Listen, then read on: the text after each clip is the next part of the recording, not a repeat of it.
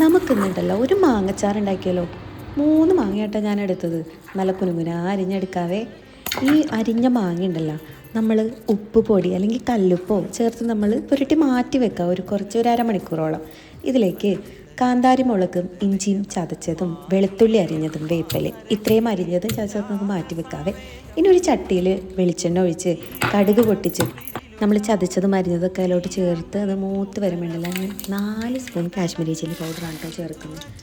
ഞാനിന്നിവിടെ എടുക്കുന്നത് നമ്മുടെ ബ്രാഹ്മൺസിൻ്റെ കാശ്മീരി ചില്ലി പൗഡറാണ് കേട്ടോ. ബ്രാഹ്മൺസിൻ്റെ പൊടിയിൽ ആഡഡ് ഒലിയോ എസൻസ് ഇല്ല കേട്ടോ. അതായത് ഈ സ്പൈസസിൽ ഒരു നിശ്ചിത അളവിൽ കാണുന്നതാണ്. മണവും ഗുണവും ഒക്കെ നൽകുന്നത് ഈ ഒലിയോ എസൻസ് ആണ്. പക്ഷേ കൃത്രിമമായി ചേർക്കുന്ന ഒലിയോ എസൻസ് ഉണ്ട്. അതായത് ആഡഡ് ഒലിയോ എസൻസ്. ഇത് നമുക്കൊരു വാട്ടർ ടെസ്റ്റിലൂടെ കണ്ടുപിടിക്കാൻ പറ്റും. 2 ഗ്ലാസ് വെള്ളം എടുത്തിട്ട് അതിലൊന്നിൽ വേറൊരു ബ്രാൻഡിൻ്റെയും മറ്റൊന്നിൽ നമ്മുടെ ബ്രാഹ്മൺസിൻ്റെ കാശ്മീരി ചില്ലി പൗഡർ ഇട്ട് കൊടുക്കുക. ശുദ്ധമായതാണെങ്കിൽ പെട്ടെന്ന് താഴേക്ക് പോകില്ല കേട്ടോ, മുകളിൽ തങ്ങി നിൽക്കും. മായം ചേർന്ന പൊടി താഴേക്ക് പെട്ടെന്ന് പോകും. ഇത്തരത്തിൽ ആഡഡ് ഒലിയോ എസൻസ് ചേർക്കാത്ത ഒരു ബ്രാൻഡാണ് നമ്മുടെ ബ്രാഹ്മൺസ്. അപ്പോൾ നമുക്ക് ഇതിലേക്ക് നമ്മുടെ ബ്രാഹ്മൺസിൻ്റെ ചില്ലി പൗഡർ ചേർത്ത് കൊടുത്ത ശേഷം മഞ്ഞൾപ്പൊടിയും കായപ്പൊടിയും ഉലുവ പൊടിച്ചതും എല്ലാം ചേർത്ത് അതിലേക്ക് നമ്മുടെ വിനാഗിരിയും ഒഴിച്ച് മാങ്ങ മിക്സ് ചെയ്ത അച്ചാർ റെഡി.